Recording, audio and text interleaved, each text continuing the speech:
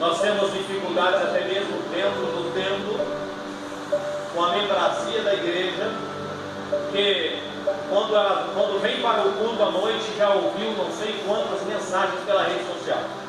Essa é a grande verdade.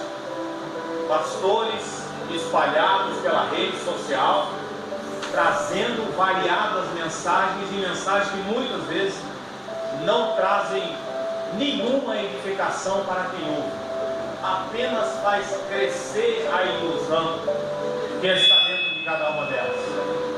Então, antes de nós termos os irmãos aqui para ouvir a mensagem, vocês já ouviram várias e várias mensagens de vários pastores que pregam exatamente aquilo que as pessoas querem ouvir, aquilo que as pessoas desejam ouvir, e não o que elas precisam ouvir, aquilo que realmente vai mudar a sua vida, vai mudar o seu dia a dia, vai mudar o seu relacionamento familiar, o seu relacionamento social, enfim, uma palavra que possa realmente trazer algo novo, porque o Evangelho, ele é boas novas de salvação. O Evangelho não é sociabilizado, ele não veio para mudar a sociedade, ele não veio para mudar uma nação, ele veio para mudar pessoas, aqueles que creem, aqueles que realmente colocam o seu coração e a sua vida a serviço do Mestre. Conhecereis a verdade e a verdade vos libertará. Jesus disse isso aos discípulos, aos judeus que criam nele, aqueles que acreditavam nele, aqueles que o ouviam e acreditavam. A eles Jesus disse: aqueles que permanecerem na minha palavra conhecerão a verdade, e a verdade libertará. Então é uma sequência de ouvir e praticar, ouvir e vivenciar. É uma sequência onde as pessoas, elas não somente aceitam uma religião, não somente aceitam a Cristo para permanecer na mesma situação.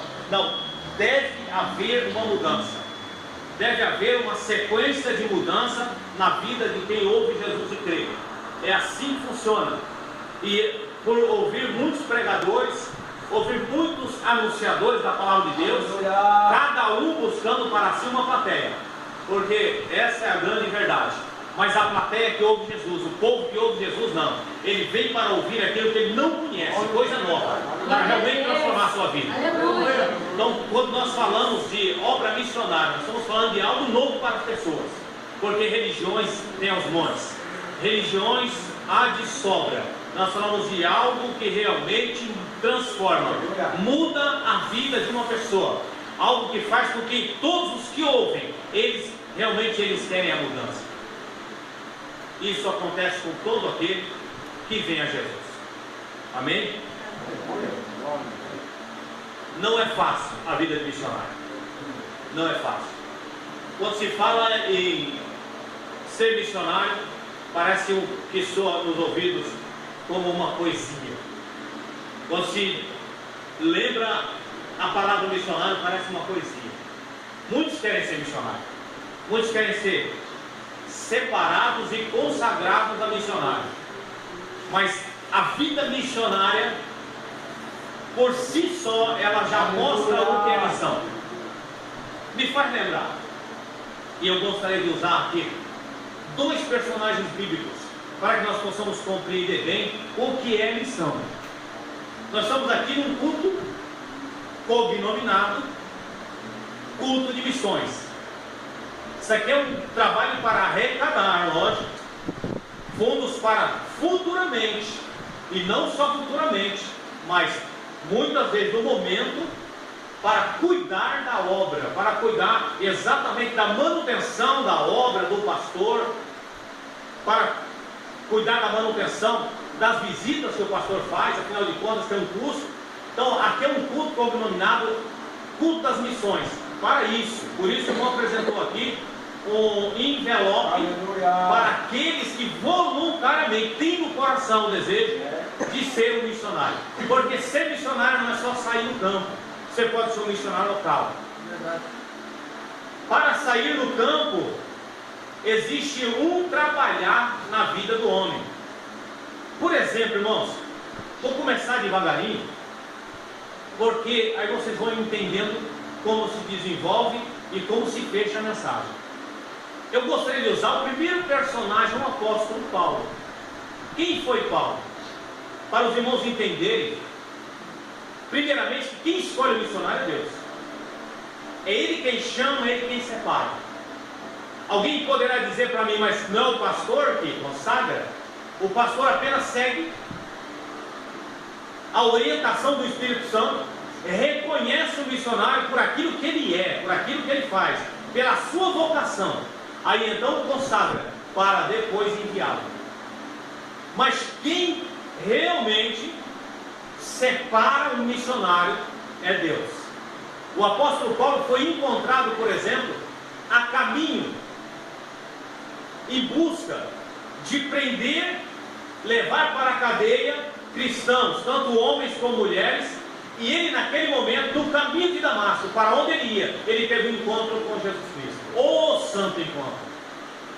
Naquele momento, o apóstolo, que ainda era Saulo de Tarso, ele, resplandecendo aquela luz, ele assustou-se e caiu da sua montaria.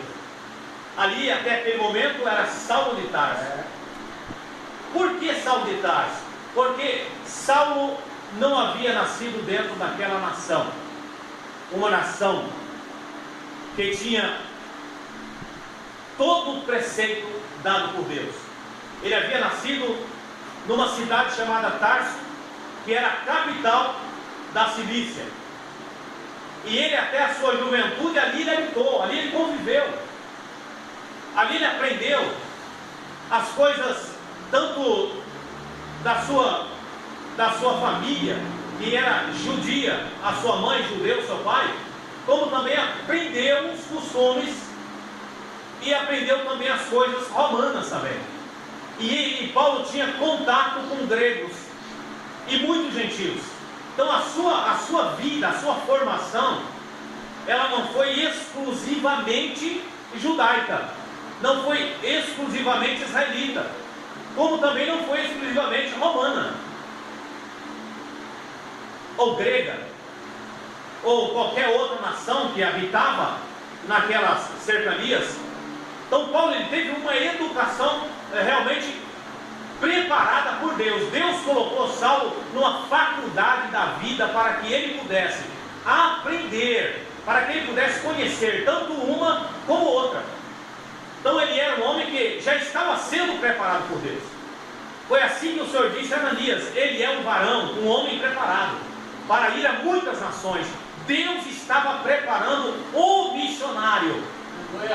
Deus estava preparando o homem que iria aos gentios, nação gentílicas, pessoas como eu e você, pessoas que não tinham conhecimento de Deus, não tinham conhecimento da cultura judaica, da religião judaica, que mal conhecia Deus, pessoas que adoravam árvores, lua, estrelas, adoravam animais, pessoas que adoravam tudo quanto é tipo de coisa, mas não conhecia o verdadeiro Deus.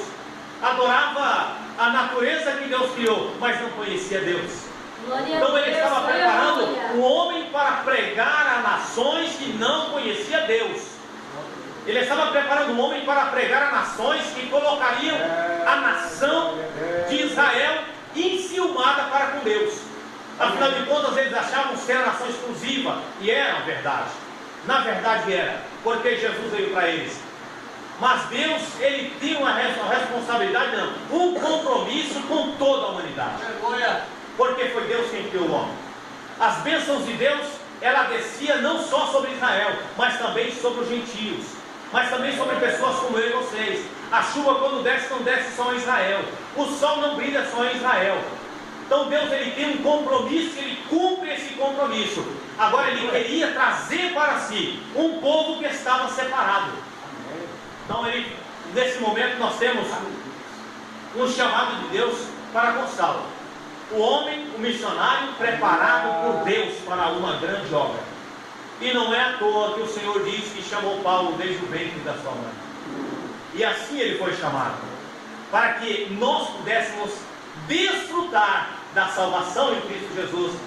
Assim Deus estava preparando. Então Saulo é um personagem importante para, digamos assim, as missões. Não missão local, mas a missão universal. O homem preparado para lidar com gregos e troianos. Costumamos dizer assim: ele não agradava a gregos e troianos, mas estava preparado com a mensagem para gregos, troianos, judeus e quanto mais povos viessem chegar a ouvir a sua mensagem. Saulo tinha uma coisa importante: ele era zeloso. Zeloso da lei, zeloso das coisas de Deus. Parece ser algo até meio vago. Parece que essa palavra zeloso, ela só aferia a igreja, porque era a igreja que ele perseguia. Mas o zelo de Paulo, ele estava chegando diante de Deus também. Porque Deus, quando ele chama alguém, ele olha para esse alguém. Ele vê realmente quais são as suas atitudes. Ele olha para esse alguém, ele vê realmente até onde ele pode chegar. O maior exemplo disso é Gideão, por exemplo. Gideão, ele estava no lagar amassando, malhando trigo. Lagar não é lugar de moer trigo. Lagar é lugar de amassar uvas. E o horário que ele fazia era um horário, parece estranho, mas era o único horário que ele podia trabalhar para não ser saqueado pelos midianitas durante a noite. E quem estava olhando Gideão? Deus. Deus estava olhando o procedimento, a forma com que ele encontrou para não perder a bênção material que Deus tinha colocado em suas mãos. Observem bem o zelo do apóstolo Paulo. Zelo pela lei, algo que ele realmente acreditava. Porque é assim que Deus olha para as pessoas quando ele vai chamá-lo para uma vocação. No que é que você acredita? Sabemos que nesta noite nós viemos aqui adorar a Deus. Já estamos aqui no louvor, na adoração, oramos, lemos a palavra, damos glória, aleluia, já se abraçamos, já nos cumprimentamos, mas o certo, o que Deus quer realmente contemplar dentro de você, qual é o seu zelo e por que coisa você tem esse zelo? Será que existe o zelo pela casa de Deus? O zelo pela doutrina da palavra de Deus? O zelo por aquelas pessoas que, biblicamente falando, estão sob a sua responsabilidade, o seu olhar? Então Deus, ele olha, ele contempla, ele vê. E ele contempla isso antes mesmo do homem nascer. Foi assim que o salmista relata lá no Salmo de número 139. Os meus ossos eram ainda informes, não havia forma ainda, e o Senhor lá me contemplava no ventre da minha mãe. O salmista ainda vai bem além quando ele diz assim: e no livro, no seu livro, cada coisinha dessas iam sendo anotadas dia a dia, enquanto eu ia sendo formado. Louvado seja Deus. Glória a Deus. Porque Deus contempla, Deus vê. Deus não assiste apenas, mas Ele contempla e Ele anota. Deus contempla e Ele faz o livro de cada um de nós. Não há nenhum ponto, nenhuma vírgula que Deus não tenha anotado naquele livro pessoal. Aquele livro que é separado exclusivamente para você quando você nasce. Porque Deus, Ele sabe, Ele contempla, Ele sabe tudo, meu irmão. Há pessoas que vieram para uma grande obra, há pessoas que vieram para uma obra menor, mas que também não deixa de ter o mesmo valor. Há pessoas que são chamadas para operação de milagres, enquanto há outras pessoas que são chamadas para cuidar da portaria da igreja, enquanto há outras pessoas que cuidam da ordem da igreja, mas para Deus tudo tem o mesmo valor. Glória a Deus. Então você tem um chamado, o livro de Deus está lá, está sendo anotado. A coisa linda e maravilhosa, pastor Elton, irmãos que estão aqui, é porque nós aceitamos a um Deus que diante dele não há nada encoberto. Tudo Deus sabe, tudo Ele conhece. Quando nós levantamos de manhã, disse o salmista: o Senhor conhece o meu levantar, o Senhor conhece o meu deitar, o Senhor tudo sabe, o Senhor lê os meus pensamentos, conhece os meus sentimentos. O profeta Jeremias diz que Ele sonda os rins, Ele sonda os órgãos interior. O que é que Deus não vê? O que é que Deus não sabe? O que é que Deus não quer? O que é que Deus não consegue, irmão? Glória a Deus. Louvado seja o nome do Senhor. E ali agora está Paulo. Aliás, nem Paulo era ainda, porque a palavra Saulo significa Paulo em romano. Então não mudou o nome, apenas a expressão. Mas agora ele vem perseguindo a igreja por causa de um zelo que nasceu com ele, um zelo que Deus viu, Deus contemplou, Deus aprovou, Deus fez crescer, e Deus usou a Paulo naquele trabalho, porque era o seu trabalho sincero, era o trabalho que realmente Deus havia chamado ele para fazer, até que então despencou a graça sobre toda a humanidade. Aleluia! Agora ela vai lhe perseguindo, não sabia o que esperava ele. Glória a Deus. Glória a Deus. Talvez se ele soubesse, ele não teria ido tão longe. Talvez se ele soubesse, ele nem teria saído de Jerusalém. Mas como Deus é uma surpresa, no caminho de Damasco, respirando ódio, perseguindo, trazendo de volta para Jerusalém para prender e até mesmo matar, porque se ele não fazia isso, ele consentia. Agora ele tem um encontro com aquele que tudo sabe, e naquele encontro Saulo despenca da sua vontade, despenca com ele o seu conhecimento, teológico, que ele tanto prezava, que ele tanto se orgulhava. Afinal de contas, ele foi formado aos pés de Gamaliel, um dos maiores teólogos judaicos da época, um fariseu, conhecedor profundo das Escrituras. Mas com Saulo despenca isso também, despenca tudo o que ele tem, o que ele é, o que ele pretendia ser. Acabou, termina ali a vida do homem chamado Saulo. Agora quando ele se levanta, ele já não está enxergando mais. E Deus tem algo dentro desse trabalhar, porque agora o Saulo, ele levanta, mas não enxerga mais, não tem visão. Agora ele ficou cego, e ficou cego com ele o seu farisaísmo,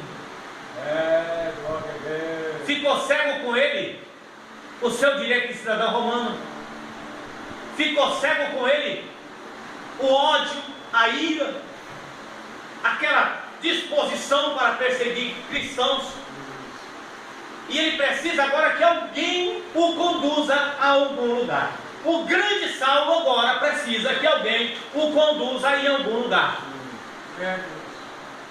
Deus, quando prepara missionário, meu irmão, ele tira até a sua autoridade e a sua visão, porque Deus tem planos maiores para aqueles que Ele chama, Ele prepara. E quando nós não temos o conhecimento, é bênção. Agora ele é levado à casa de um homem chamado Simão, e ali fica 4 dias orando. 4 dias orando, falando com Deus. Talvez não estivesse entendendo o que estava acontecendo, porque naquele momento a pergunta foi para ele, por que me persegues? Quem és tu, Senhor? Eu sou Jesus a quem tu persegues. Acabou o homem. Acabou Saulo. Agora 4 dias orando. O Senhor que não deixa as coisas enganosas, porque Ele não é Deus de confusão. Onde há confusão, Deus não está. Ele vai até a casa de um certo Ananias, um discípulo, revela para ele o que aconteceu com Saulo e diz para ele: agora você vai lá e você vai orar por ele. O mesmo crente que Saulo perseguia agora, ele dependia dele. E presta bem atenção nisso. Muitos se perseguem, mas vão precisar da sua oração. Muitos hoje não dão valor algum para você, mas vão dobrar o joelho para que você imponha as mãos sobre a cabeça dele.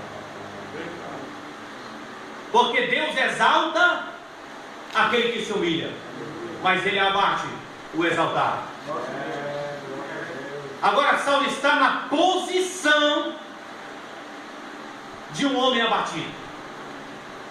Seus pensamentos permeiam e ele ora. Então o Senhor vai até Ananias e revela: agora você vai lá na casa de Simão, de um certo Simão, você vai orar por um homem chamado Saulo. Ele está lá, ele está esperando. E quando o Senhor disse isso para ele, Saulo, ele tinha, o nome dele era tão temido, os crentes tinham tanto medo dele, que Ananias disse: mas Senhor, ele persegue e leva preso. Pode ir lá, porque ele é um vaso escolhido. Então Ananias obedece e vai. Chegando ali, está o grande Saulo de Tarso, o homem que aterrorizava os cristãos, aterrorizava a igreja, elevava a soberba do clero farisaico. O grande homem ali, humilhado, prostrado, dependendo da oração de um crente, o qual ele perseguia. Você está me entendendo? Então Ananias chega e chama ele: irmão Saulo, o Senhor mandou aqui para orar por você. Orou por ele. Aí aconteceu.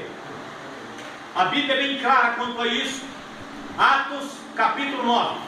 Caíram-lhe as escamas e Saulo foi cheio do Espírito Santo. A sua visão, ela mudou totalmente. O missionário estava quase pronto para sair às nações pregando o Evangelho. A sua visão agora não era a visão, exatamente a visão da lei, a lei judaica, mas sim a visão missionária que Jesus colocou no coração daquele homem. Deus é fazedor de missionário, meu irmão.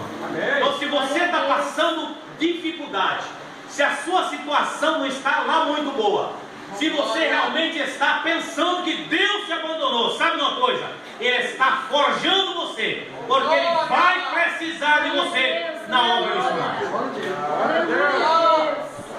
Glória ao teu nome, Jesus. Grande salve.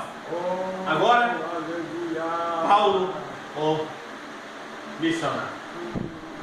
O homem que saiu a pregar o Evangelho, e ele, quando ele fala com autoridade, porque ele sofreu muito mais do que qualquer apóstolo que foi forjado dentro da faculdade de Jesus, 3 anos e meio, aprendendo, ouvindo, vendo milagres, aprendendo também que eles seriam missionários locais, para depois também saírem para dar as suas vidas em favor do Evangelho. Deus prepara missionários. Aí chega o momento da mensagem, aquele momento da mensagem, que a gente é obrigado às vezes a falar certas coisas que talvez não fosse nem preciso. Sabe, pastor Welton? Quando vemos tantos missionários se batendo dentro das igrejas, tropeçando nos púlpitos, tropeçando na nave da igreja, missionários separados, sem ao menos ter a visão do que é a obra missionária, sem ao menos ter a visão do que é ter compaixão pelos perdidos. Missionários da rede social, postando fotos da África, daqueles povos sofridos, mas que não tem coragem de sair da sua cidade, não tem coragem de sair do seu bairro, da sua nação, para ir em encontro a essas pessoas, levando a mensagem de Jesus Cristo, a mensagem que liberta, que cura, que salva e que leva para o céu, a mensagem que acaba com o sofrimento, enxuga as lágrimas, traz paz no coração, conforto para a alma. Não tem porque não tem a mensagem, e nós entendemos que ninguém dá o que não tem.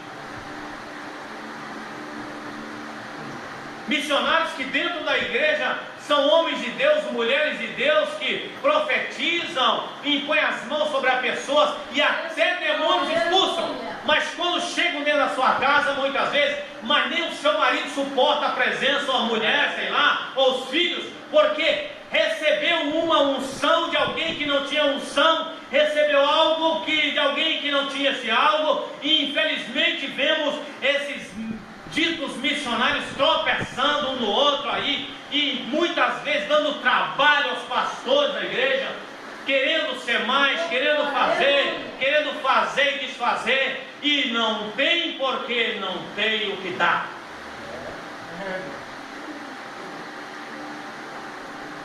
A prova vem e murmura. Se senta na mesa para comer, murmura do arroz, murmura só da farinha ou só do pão. Não aceita quando Deus coloca na prova. Murmura e diz que vai desviar. Eu conheço muitos assim, missionário hoje, desviado amanhã. Mas o missionário que Deus faz, o missionário que Deus forma, o homem que Deus prepara, ele vai para o açoite, ele vai para a prisão, vai para a vigília, vai para o jejum, ele vai entre as feras, ele anda, ele vai para países aonde existe idolatria, vai perante reis, e só vai realmente ao martírio quando chega o seu tempo. Mas ele não desiste.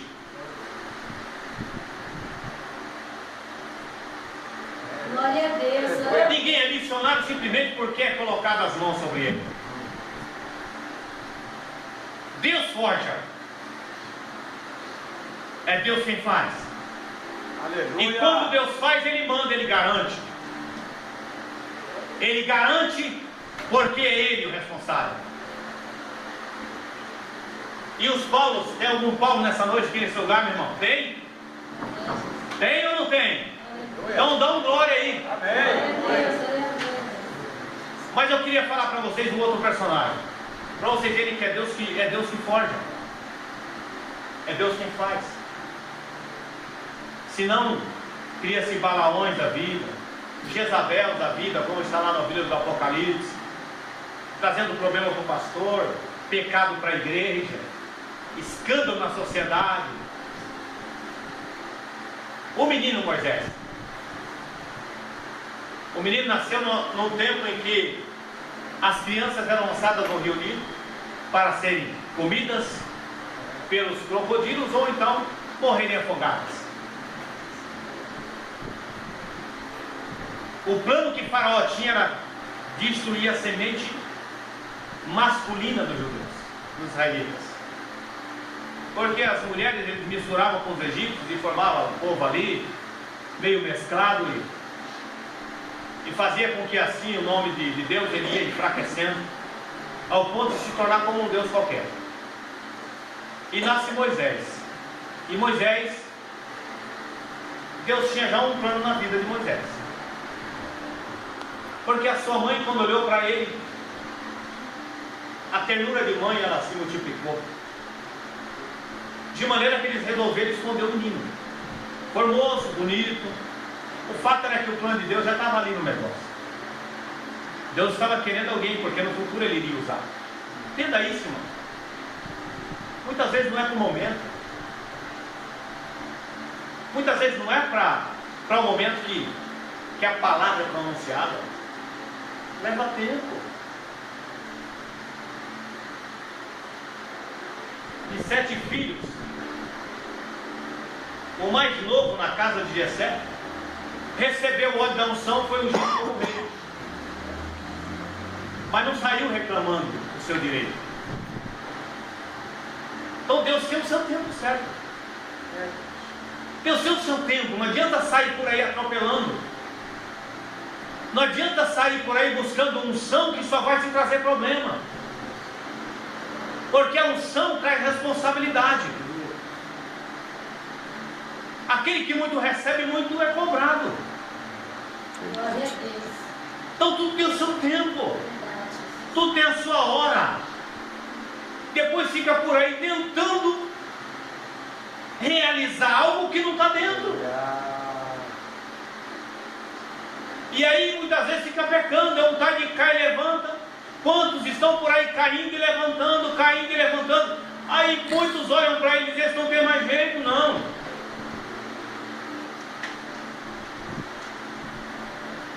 Uma hora está lá no mundo, está usando droga. Isso é uma realidade. De repente ele está na igreja, falando o mistério, profetizando, revelando e dizendo que foi Deus que mandou falar. Porque alguém disse para ele que ele é rei, você é rei, você é profeta. Não pode ser covarde, deixa Deus te usar. Tem um momento certo, irmão. A palavra dita ao seu tempo, como boa ela é. Então Moisés era um bebê ainda e a mãe escondeu. Olha o plano de Deus. O menino começou a ficar formoso. Aí a mãe, para poder salvaguardar a sua vida, coloca ele num cesto de junco, coloca ele no rio e deixa as águas levar. A irmãzinha, a Miriam, disse, eu vou atrás, eu quero ver o que vai acontecer. E plano de Deus, esse menino foi parar exatamente aonde estava a princesa egípcia, a filha de Faraó, que quando viu aquele choro pediu para trazer aquele cesto, e quando ela olha para o menino, plano de Deus, ela se apega a ele. Entenda isso. É Deus que prepara, meu irmão. Glória a Deus. É Deus quem forja. Tudo a seu tempo. Aí uma das suas servas, quando a princesa ela sente o perigo sobre o menino, então ela pensa, e agora? E a sua serva diz, senhor, quer que eu vou buscar uma mulher israelita que esteja amamentando por esses dias para cuidar da criança? Plano de Deus. Presta atenção nisso. Observa bem a forma de Deus trabalhar. Está achando que Deus ele dá o sopro? É missionário? É pastor? É profeta? Glória a Deus, aleluia. Cai aí, você é profeta. Vai para o chão, você é pastor. Deus é mágico, Deus não faz mágica. Deus trabalha no tempo certo para que as coisas aconteçam da maneira que Ele quer, que Ele deseja, para o bem da obra, para o bem de quem está sendo chamado, para o bem de quem está ouvindo, para o bem da nação, para o bem da igreja. Aleluia! Glória a Deus, Senhor. A menina, a irmã de Moisés, rapidamente corre e diz assim, quer que eu leve ele a uma das hebreias? A irmã, Moisés tem levado a sua casa paterna, aonde ele fica ali, e o tempo que ele fica, ele é ensinado as leis, ele é ensinado aonde está a sua família, que povo ele pertence e a quem obedecer. Glória a Deus.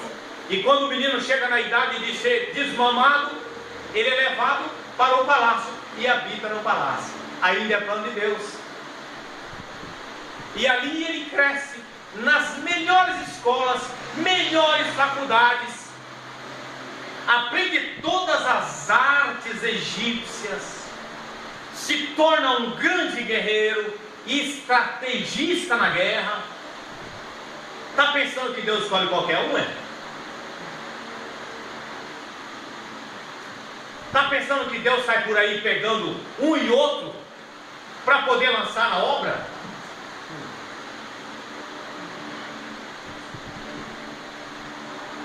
Aí Moisés, chega um dia, ele sai no campo de trabalho e vê ali um egípcio surrando um de seus irmãos. E ele pega o egípcio e ele mata o egípcio, enterra o corpo e se cala. O seu coração era proteger o seu povo. Sabe como? Com a sua estratégia, com a sua força, com a sua maestria, aquilo que ele aprendeu no Egito. Mas não era isso que Deus queria, não. A glória é de Deus, a glória não é do homem, não. Aleluia. Deus não faz nada para a glória do homem. Tudo que Deus faz é para a sua própria glória. Glória a Deus. Glória a Deus, glória. Então no outro dia ele sai novamente e está lá os dois discutindo, dois irmãos discutindo. E Moisés chega ali como o bom conselheiro que é e pergunta: por que vocês discutem, vocês não são irmãos? E um deles disse: quem pôs você como juiz sobre nós? Está pensando que eu não vi o que você fez, não? Está pensando que eu não vi o assassinato que você cometeu, não? Às vezes, pastor Elton, irmãos presentes que estão aqui, porque quando nós olhamos para o pastor, alguém diz assim, ó, ele já vai apontar para a igreja. Irmãos presentes e até os nossos amigos da rede social, presta bem atenção nisso. Aquele a quem você estende as mãos muitas vezes é aquele que vai colocar a ponta da faca na sua costela. É verdade. Jesus disse que o seu amigo levantou contra ele o seu calcanhar. Isso é para você que está ouvindo. Mas era plano de Deus. Então Moisés se assusta com aquilo e ó, deserto afora, foi parar em Midian. Moisés só aprendeu uma coisa que eu quero ensinar para vocês aqui. Moisés, quando ele estava no Egito, Moisés berrava. O negócio dele era na espada. O negócio dele era no poder de príncipe que ele tinha. Ele era praticamente digamos um bode lá no Egito. E Deus disse: não, você vai para o deserto. Você vai lá e lá você vai aprender a balir e não a berrar.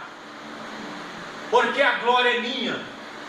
E eu preciso de alguém que apenas esteja na brecha. Se coloque na posição e na brecha. Porque o resto faço eu. O dono do milagre sou eu. O dono da salvação sou eu. O dono da transformação e da formação do salvo sou eu. Eu iniciei a boa obra. Eu vou terminar essa obra. Não é como você quer, não. É como Deus quer. Não é como você pensa, não. É como pensa e quer Deus. Não é com a sua força. Não é com a sua estratégia. Não é com o seu braço. Não é com a sua sabedoria. Glória a Deus. Deus vai te colocar no deserto para tu aprender Glória a Deus. que quem forja, comanda, faz, desfaz é Ele. Glória a Deus. Moisés foi parar lá em Midian. Lá ele foi cuidar de ovelhas. Lá ele foi aprender a ser manso. Entendeu? Lá ele foi aprender a ser manso. Tem muita gente brava. É Deus. É verdade. Tem gente brava demais na igreja. Tem gente brava demais em casa. Tem gente pensando que quem manda lá é Ele. Oh, Jesus. Glória a Deus. Deus vai colocar você no deserto se você não mudar a sua posição. Glória a Deus. Glória a Deus. Aleluia. Glória a Deus. Deus vai moer você se você não colocar essa posição. Espírito Glória. Santo de Deus. É Deus quem forja. 40 anos cuidando de ovelhas. Aí de repente pensa ele que está tudo bem. O Egito ficou longe. pastor Elton. Eu estou livre daquilo tudo. Esqueceu-se do seu povo. Esqueceu-se da sua nação. Estava na zona de conforto. É onde muitas vezes nós estamos, na zona de conforto. Aqui está bom para mim. Por que eu vou sair daqui? Por que eu vou para tal lugar? Porque eu sei que lá o negócio vai ser estreito. Eu estou na zona de conforto, está tudo bem aqui. Muitas vezes eu pego, muitas vezes eu ouço obreiros dizendo que não vai para a obra enquanto não tiver uma vida sustentável, enquanto não tiver condições de bancar a sua família, como se ele fosse capaz de fazer isso. Deus é o Deus da provisão. Glória a Deus. Uma certa feita eu disse para um: tu nunca vai sair para a obra, porque tu nunca vai satisfazer a sua ganância. Verdade. Glória a Deus. Homens que não querem viver da cesta básica da igreja.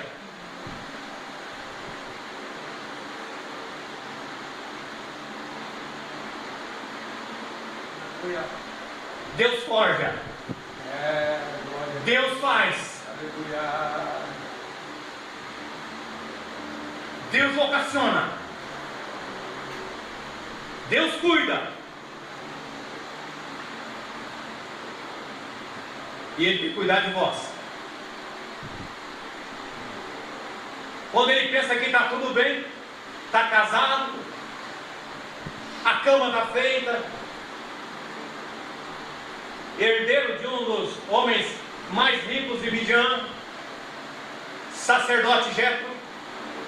Aqui agora eu vou fazer minha vida, aqui eu não saio mais. Você sabe que eu já ouvi alguém falando isso, pastor? Eu gosto dessa cidade, daqui eu não saio mais. Você que pensa que você não sai. Glória a Deus, aleluia. Você que pensa que você não vai. Espírito de Deus, glória a Deus nome. E não tem esse negócio que vai pelo amor, vai pela dor, não. Vai porque quem manda, quem comanda é Deus. Glória a Oh, Deus. glória, aleluia. Aleluia. Agora Deus pega uma das ovelhinhas e ó,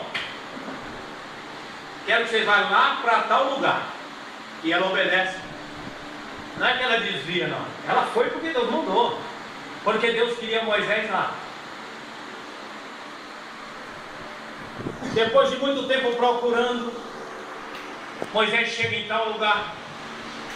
E ele vê uma sarça que ardia no fogo e não se consumia.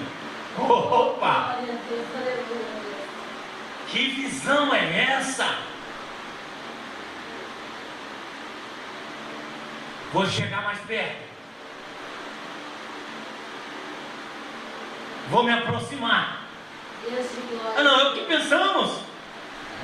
É o que nós achamos. A coisa está boa com Deus. Deixa eu me aproximar mais.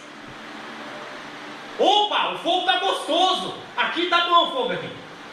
Ó. Fogo aqui está gostoso. Vou me aproximar. Aí ele ouve uma voz: opa, Moisés. Primeiro tira a sua sandália. Descalça aí os seus pés. Tu estava cuidando de ovelha? Os seus pés estão sujos. E o lugar onde tu pisa é terra santa, Moisés. Oh, glória a Deus, aleluia, Deus. Oh, glória. Deus tremendo, aleluia. Sabe o que acontece às vezes? Nós cuidamos de ovelhas, pastor. E às vezes sujamos nossos pés com a sujeira da ovelha.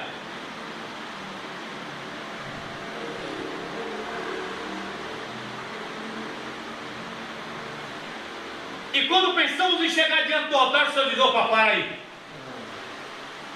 Tem alguma coisa errada. Você vai descalçar os seus pés. Volta, se acerta com a ovelha. Sujeira no meu altar, não. Oh, glória a Deus, aleluia, Deus. Deus tremendo. E o fogo pegando. Mas o desejo de Moisés era tão grande de se aproximar daquela sarça. E o desejo dos homens de Deus, que faz a vontade de Deus, vocacionados, preparados, forjados, é de se aproximar. E não há barreira que impeça o homem de Deus de se aproximar de Deus. Nem mesmo o pecado que de repente se apegou à sua carne, à sua alma, à sua mente, os seus pensamentos, o seu coração. E aí faz como Zaqueu: se eu porventura roubei, eu restituo o quadruplicado. Aleluia. Vendo a metade dos meus bens e vendo os meus bens dou metade aos pobres.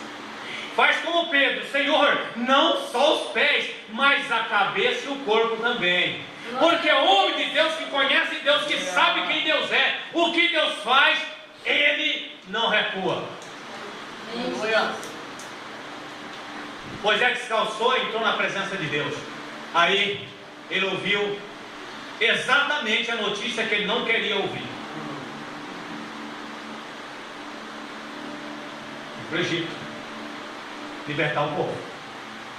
Moisés estava calçado, irmão. Mas, Senhor, estou na minha casinha, eu tenho a minha redinha esticada, Senhor. Minha mulher é uma mulher, como a videira, é frutífera ao redor da mesa. Os meus filhos estão espalhados pela casa. Como que eu vou deixar tudo isso para ir para o Egito? O Senhor está realmente falando comigo mesmo? É comigo que o Senhor está falando? É com você mesmo, Moisés. É você o cara. Foi você que eu guardei a vida. Foi você que eu levei para a sua casa paterna para aprender as leis. Foi você que eu deixei para o Egito aprender as artes e aprender também as artes de guerra. Foi você que eu permitia vir aqui para Midian. E você não ficou em qualquer casa. Você ficou na casa de Jetro, sacerdote de Midian, sacerdote que temia Deus, conhecia a palavra. Eu te mantinha na minha presença. Agora você vai fazer minha vontade. Você vai lá para o Egito. Glória a Deus. Mas, Senhor, eu já nem sei falar mais. Eu já nem sei berrar mais. Não quero você berrando. E fica tranquilo. Aí entra a revelação divina. Irmão, Deus não confunde ninguém. Entenda isso. Deus não confunde ninguém. Se alguém aqui está confundido, é hora de entrar na presença de Deus e abrir o seu coração, rasgar a sua alma, para que Deus possa limpar você. Deus não é Deus de confusão. Amém, Jesus. Escuta bem, Moisés. Eu já fui até o teu irmão Arão e já falei que te encontrei, e eu mandei com que ele fosse no deserto, e lá vocês vão se encontrar, e ele será a sua boca. Você falará a ele e ele falará a Faraó. Deus não é Deus de confusão, meu irmão. Quando Deus forja, prepara, chama, não adianta fugir. Não adianta querer escapar. É tentar fugir e sofrer. É tentar dar desculpas para Deus e não conseguir convencer a Deus, porque a Deus ninguém convence. Você convence o pastor, você convence teu pai, tua mãe, teu filho, tua filha, teu irmão, vizinho, presidente. Você pode convencer quem você quiser, mas não vai convencer a Deus. Deus te preparou, te chamou e quer te enviar. Glória a Deus. E se chegou o tempo, não há quem impeça. Amém, Jesus. Oh, glória. 2 personagens chamados, forjados, preparados e enviados por Deus. Homens que aonde colocaram os pés, as mãos de Deus estava lá. Homens que quando abriram a sua boca, Deus fazia acontecer. Porque Deus, quando Ele chama, vocaciona, Ele faz acontecer na vida do homem. Primeiro Ele prepara, depois Ele envia. Deus tem algo para a sua vida. Essa noite é noite de abrir o coração para Deus. É noite de entender esse trabalhar. Se até hoje, até agora, se até esse momento havia alguma dúvida do que Deus quer da sua vida, é noite de abrir o coração, o entendimento, é noite de abraçar, é noite de descer, é noite de aceitar, é noite de dizer para Deus, como disse Isaías, no momento em que ele foi purificado: a quem enviarei e a quem há de ir por nós? Isaías disse: eis-me aqui, envia-me a mim. Glória a Deus. Glória a Deus. Ei, Deus tremendo. Aleluia. É tempo. É tempo. É tempo de entregar a vida realmente para o Senhor. Glória a Deus. Você não veio aqui nessa noite à toa. Você veio aqui porque Deus tinha essa palavra para o seu coração. Amém? Vamos nos colocar de pé. As horas estão dizendo assim, pastor, o tempo chegou. É momento, de fato, de nós orarmos com Deus